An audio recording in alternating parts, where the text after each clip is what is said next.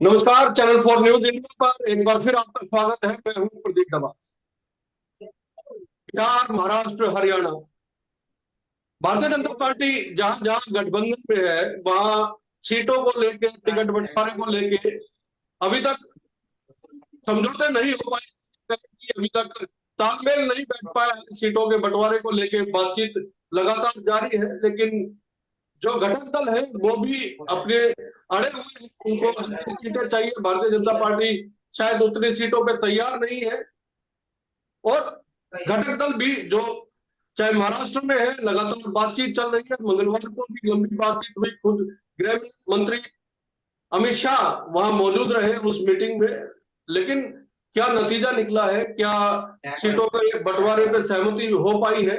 बिहार में तो अभी तक कोई सूचना इस तरह की आई नहीं है, क्योंकि घटक दलों में सीटों के बंटवारे को लेकर लगातार मंथन जारी है। और जितनी सीटें भारतीय जनता पार्टी दावा कर रही है, घटक दल उतने देने को तैयार नहीं है, या घटक दल उससे ज्यादा सीटों पे अपना दावा कर रहे हैं। कमोबेश यही स्थिति हरियाणा में भी है। जननायक जनता पार्टी के साथ पिछले 4.5 साल से सरकार चल रही है हरियाणा में। जननायक जनता पार्टी भी अपना दावा ठोक रही है। कम से कम 2 सीटें तो ऐसी है जहां जननायक जनता पार्टी चाहती है कि वो चुनाव लड़े। महाराष्ट्र में एकनाथ शिंदे की पार्टी या अजित पवार की पार्टी चाहती है कि उनको जितनी सीटें पिछली बार वो चुनाव लड़े थे, कम से कम उतनी तो मिलनी चाहिए। इन तमाम समीकरणों पर बात करने के लिए दो वरिष्ठ राजनीतिक विश्लेषक हमारे साथ हैं। प्रेम कुमार जी को आप सब लोग जानते हैं, अलग अलग चैनलों में संपादक रहे हैं, न्यूज अखबारों में संपादक रहे हैं। और प्रेम जी के विश्लेषण को सुनने के लिए लोग इंतजार करते हैं। डॉक्टर नवीन रमन जी हमारे साथ हैं, हरियाणा की राजनीति पे पहली निगाह रखते हैं। इनका विश्लेषण अलग अलग अखबारों में छपता है, आप सुनते हैं। प्रेम जी, क्या स्थिति इस समय बनी हुई है बिहार और महाराष्ट्र की? अगर बात करें, पहले महाराष्ट्र की हम बात कर लेते हैं, क्योंकि 48 सीटें हैं महाराष्ट्र में। यूपी के बाद सबसे ज्यादा सीटें देने वाला राज्य है। वहां पे सरकार जब बनी थी तो शिवसेना टूटी थी और अजित पवार साथ आए थे। जी। लेकिन जी। इस बिहार और समय, जी जी जी जी, जी इस बिहार और समय महाराष्ट्र वही, का महत्व। हाँ, आप पूछ और कुछ पूछना चाह रहे हैं? जी, पूछ लीजिए। जिस समय लेके आए थे उस समय भारतीय जनता पार्टी को मैं ये कहना चाह रहा था कि जिस समय एकनाथ शिंदे को मुख्यमंत्री बनाया गया था, तो भारतीय जनता पार्टी को भी शायद यही लगा था कि उनके एजेंडे पे काम होगा। लेकिन इलेक्शन आते आते उन्होंने भी तेवर दिखाने शुरू कर दिए हैं। सीटों पे सहमति नहीं बन पा रही है। जी जी, शुक्रिया। प्रदीप जी, बिहार और महाराष्ट्र दो ऐसे स्टेट हैं जो बीजेपी के लिए बहुत लाभदायक साबित रहे थे 2019 में, और आगे भी केंद्र में सत्ता बनी रहे इसके लिए यहाँ पर चुनौती भी गठबंधन के रूप में विपक्ष से अधिक रही है। जी तो बिहार में नीतीश कुमार पाला बदल करके समीकरण बिगाड़ देते हैं और फिर उसको वो अनुकूल करते हैं, बनाते हैं, बीजेपी बनाती है। तो महाराष्ट्र में उन्होंने महाविकास अघाड़ी को ही तोड़ लिया, शिवसेना और एनसीपी को। लेकिन ये सब बातें तो चलिए हैं, बस महत्व बताने के लिए हम कह रहे हैं। लेकिन जो बातें आपने कही कि एक नाथ शिंदे जी आंखें दिखाने लगे हैं, इसको समझिए। ये जी पॉइंट ऐसा है कि बीजेपी ये चाहती थी कि हम एक नाथ शिंदे को मुख्यमंत्री बना रहे हैं, तो एक नाथ शिंदे राष्ट्रीय चुनाव में, आम चुनाव में हमें लोकसभा सीटों में कम उम्मीद रखें और हमें चुनाव लड़ने का मौका दें ज्यादा सीटों पर। लेकिन हुआ क्या है कि एक नाथ शिंदे को लगता है कि लोकसभा चुनाव खत्म और उनकी कुर्सी भी गई, क्योंकि लोकसभा चुनाव के बाद एक नाथ शिंदे को मुख्यमंत्री बनाए रखने में बीजेपी की कोई दिलचस्पी नहीं है। ये बात उनको समझ में आ गई है, इसलिए वो लोकसभा सीटों में कॉम्प्रोमाइज करने को तैयार नहीं है। अब एक नाथ शिंदे का दावा कि जितनी सीटों पर उद्धव ठाकरे के रहते हुए बीजेपी ने दी थी उतनी सीटें हमें भी दीजिए, किसी को पच नहीं रही है। और जी इसके अलावा एक नाथ शिंदे ये बता रहे हैं कि हम सब सीट, सभी सांसद मेरे हैं, तो सांसदों को तो टिकट देना होगा। तो महाराष्ट्र फंस गया है बुरी तरीके से, क्योंकि अजित पवार की डिमांड, एक नाथ शिंदे की डिमांड और प्लस बीजेपी जितनी सीटों पे लड़ना चाहती है सब जोड़ लेने पे वही सीटें कम पड़ जाती हैं। 48 सीट के बजाय वो 58 सीट चली जाती है। अब 58 सीट 10 बढ़ाए कहाँ से, परिसीमन कर नहीं सकते। तो ऐसे में हो ये रहा है कि अमित शाह खुद बैठे हुए हैं, गोदी मीडिया चाहती है, जो प्रो बीजेपी के लोग प्लांट कर रहे हैं खबर, वो ये है कि 4 से 6 सीटें अजित पवार को मिल जाएं और 10 और सीटें एक नाथ शिंदे को, तो 14 या 16 सीटें होती हैं और बाकी जो 32 सीटें हैं वो भारतीय जनता पार्टी को मिल जाए। लेकिन ये गोदी हो मीडिया का नहीं रहा नाम है। आपने लिया प्रेम जी, गोदी मीडिया, तो ये भी खबरें सुबह से कुछ चैनलों पे या अलग अलग अखबारों में, वेबसाइट्स पे आज छप रही है कि एकनाथ शिंदे 10 सीटों पे राजी हो गए हैं और बड़ी जल्दी घोषणा भी हो जाएगी और अजित पवार को 4 सीटें दी जाएगी। देखिए दरअसल ये बीजेपी का प्रस्ताव है, जी। अगर ये सही हो जाए तब तो बात बन गई है, लेकिन बात बनी नहीं है, इसीलिए महाराष्ट्र को फंसा हुआ माना जा रहा है। क्योंकि ये बात बनना ऐसा नहीं है कि एकनाथ शिंदे और अजित पवार के हाथ में है। दरअसल उनके साथ जो लोग हैं वो लोकसभा का सीट चाहते ही चाहते हैं, तो उनको कैसे ये लोग समझाएंगे, कैसे मनाएंगे? या तो एकनाथ शिंदे की पार्टी टूटेगी, या अजित पवार की पार्टी टूटेगी, या ये लोग एनडीए छोड़ के जाएंगे, कुछ तो टूट फूट होगी ही, इसको कोई रोक नहीं सकता। इस कारण से ये महाराष्ट्र फंसा हुआ दिख रहा है। और महाराष्ट्र में अगर एनडीए सही ढंग से नहीं आता है, बिना बगावत किए अगर चुनाव में नहीं जाता है, तो इसका भारी नुकसान उनको उठाना पड़ेगा। क्योंकि दूसरी तरफ महाअघाड़ी में एक मोटे तौर पर कंसेंसस है, सिर्फ एक पॉइंट फंस रहा है, वो है प्रकाश अंबेडकर की पार्टी को कितने टिकट दिए जाएं, कितनी सीटें दी जाएं। क्योंकि प्रकाश अंबेडकर की पार्टी को एनसीपी चाहती है, शरद पवार चाहते हैं कि वो आए इंडिया गठबंधन में, और वो उनकी डिमांड बढ़ी हुई है। उनकी डिमांड बढ़ाने का काम बीजेपी कर रही है। जी। बीजेपी भी उनको कुछ प्रलोभन दे रही है कि उनके साथ वो आ नहीं सकते, लेकिन बीजेपी ऐसी पॉलिटिक्स करती है कि जो साथ नहीं भी आ सके वो कम से कम इंडिया में नहीं जाए, इसके लिए जो करना वो करती है। वो यहाँ तक कि हमें जो खबर है फिनेंशियल सपोर्ट देने के लिए तैयार है प्रकाश अंबेडकर को, कि चुनाव का खर्चा हम देंगे, उसके साथ मत जाओ इंडिया गठबंधन के साथ। तो ऐसी परिस्थिति में प्रकाश गठबंधन अंबेडकर की जो पार्टी है, वो अगर 2-3 सीट पे मान जाए तो इंडिया गठबंधन में वो आ सकती है, लेकिन अब वो 10 सीट मांगेगी तो वो भी नहीं आ सकती। तो यहाँ भी इंडिया गठबंधन में भी ये कमजोरी है कि वो प्रकाश अंबेडकर के बिना इंडिया गठबंधन क्या परफॉर्म करेगा वो फिगर अलग होगा, प्रकाश अंबेडकर के साथ कितना परफॉर्म करेगा वो फिगर अलग होगा। तो ये दोनों बातें देखी जाने की जरूरत है, एनडीए में सीट शेयर होता है कि नहीं, और प्रकाश अंबेडकर को इंडिया गठबंधन अपने साथ ले आती है कि नहीं। इस पर पूरा चुनाव डिपेंड कर रहा है महाराष्ट्र का। ये महाराष्ट्र की जहां तक बात है जी। लेकिन एक सवाल ये भी है प्रेम जी कि दोनों ही पार्टियां अपनी मूल पार्टी से टूट कर अलग हुई हैं, सिंबल और चाहे चुनाव चिन्ह और चाहे पार्टी का नाम, दोनों को वही मिल गया जो पहले था।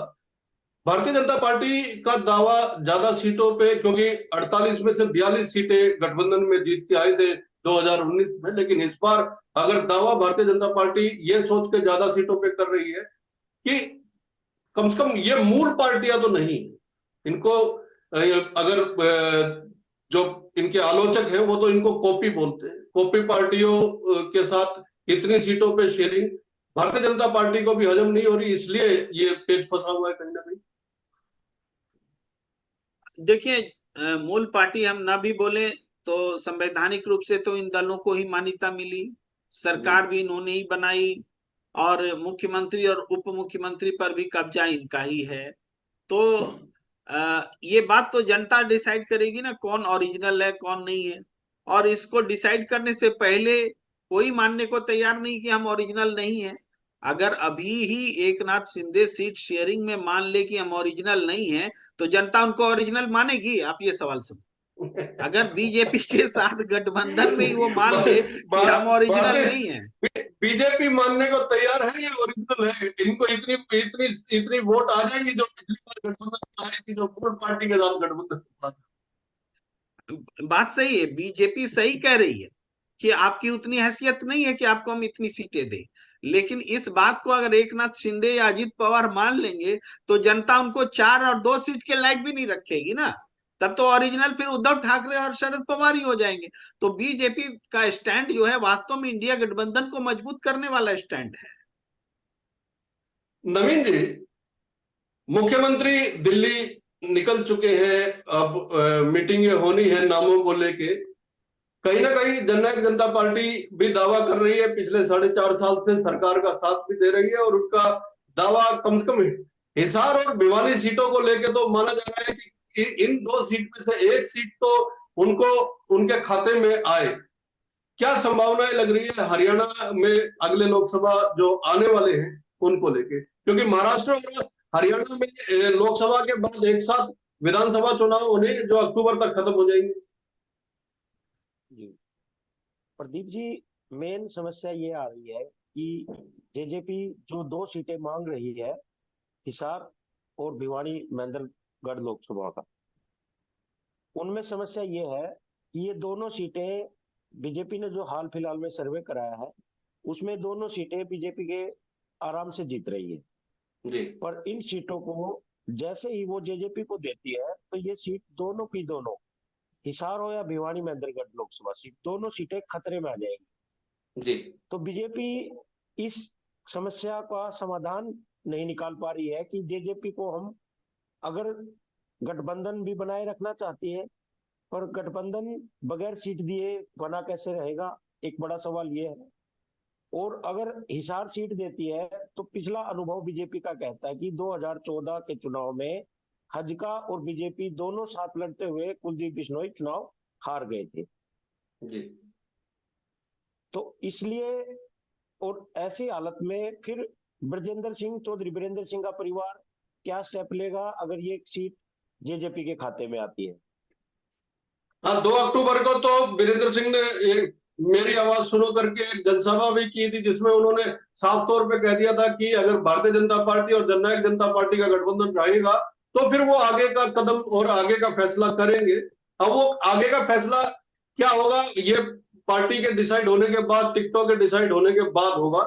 आपने एक महत्वपूर्ण बात कही नवीन जी, कि गठबंधन बनाए रखना चाहती है, लेकिन जिस तरह की खबरें आई पिछले कुछ दिनों में, जब ओम प्रकाश धनखड़ पार्टी के प्रदेश अध्यक्ष थे, अब नायब सैनी है, तो कार्यकर्ताओं की ओर से, नेताओं की ओर से आलाकमान को भी यह संदेश देने की कोशिश की गई थी कि गठबंधन की जरूरत नहीं है। और मंचों से भी लगातार यह कहा जाता रहा कि भारतीय जनता पार्टी 10 की 10 सीटों पर चुनाव लड़ेगी।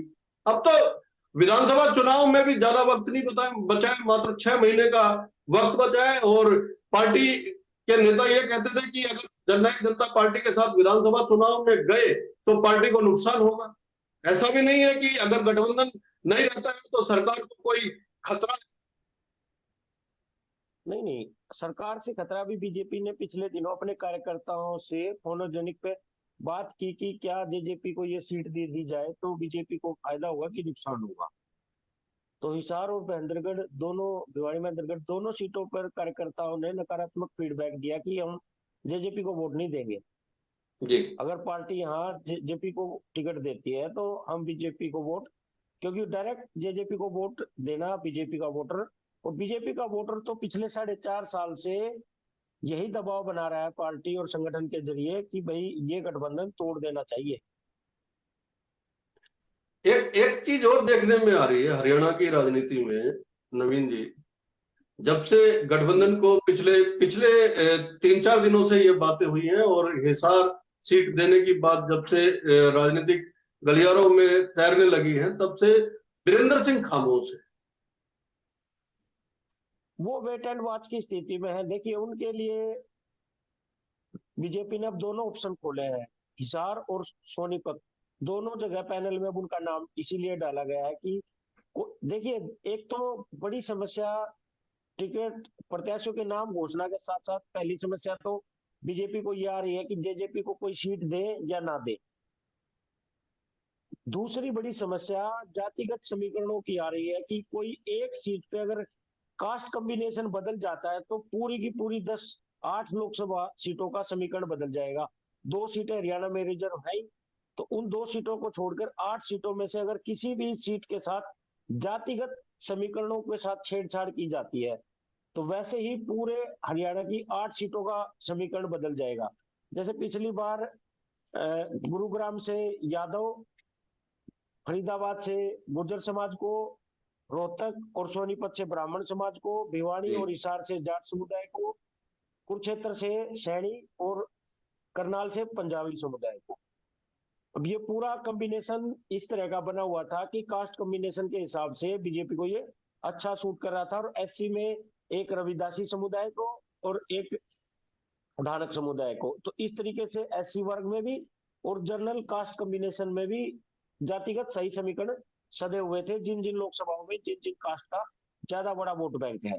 सोनीपत और रोहतक में बीजेपी कोशिश ये रखती है कि जाट नॉन जाट की पॉलिटिक्स को सेंटर में रखा जाए, और उसके लिए ब्राह्मण कैंडिडेट बीजेपी के लिए सबसे ज्यादा सुटेबल होता है। जाट नॉन जाट की राजनीति रोहतक और सोनीपत, क्योंकि ये दोनों जाट बहुल सीटें हैं।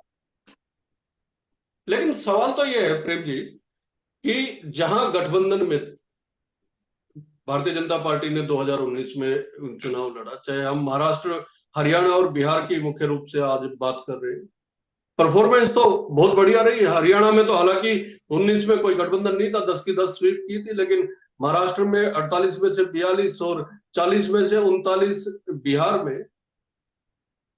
उसके बावजूद वही लोग गठबंधन में है, चाहे आप बिहार की बात कर लीजिए, फिर से नीतीश कुमार साथ है, फिर वो कॉन्फिडेंस क्यों नहीं आ पा रहा है भारतीय जनता पार्टी में? बिहार की बात कर लेते हैं।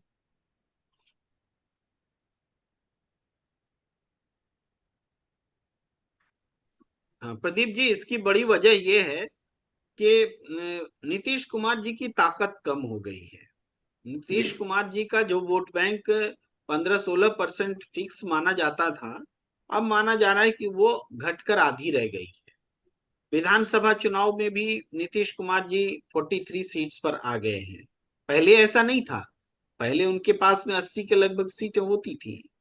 तो अब ताकत उनकी घटी। और दूसरा है कि बीजेपी का कॉन्फिडेंस नहीं होना अपने ऊपर।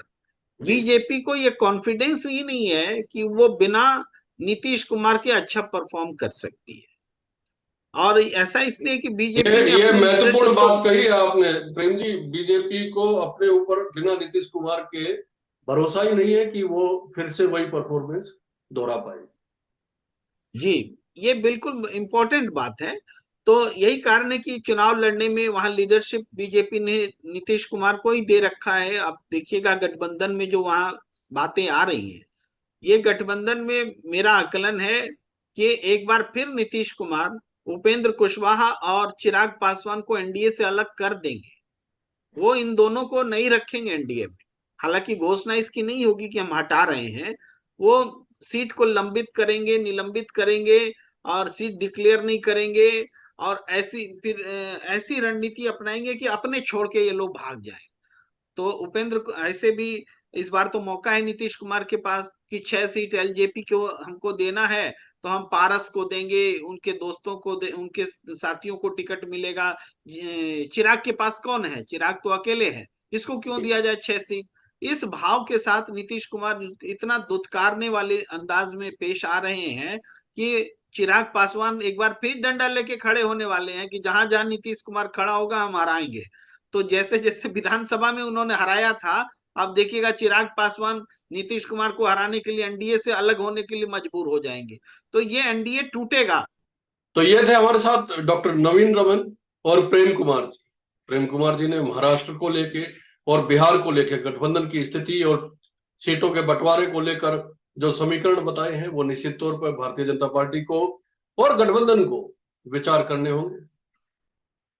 नवीन कुमार जी ने भी जिस तरह से हरियाणा की स्थिति समझाने की कोशिश की है, निश्चित तौर पे आप सबको ये पसंद आया होगा। वीडियो अच्छा लगे तो कमेंट कीजिए, लाइक कीजिए, शेयर कीजिए और चैनल को सब्सक्राइब करना ना भूलें। बहुत बहुत धन्यवाद। नमस्कार।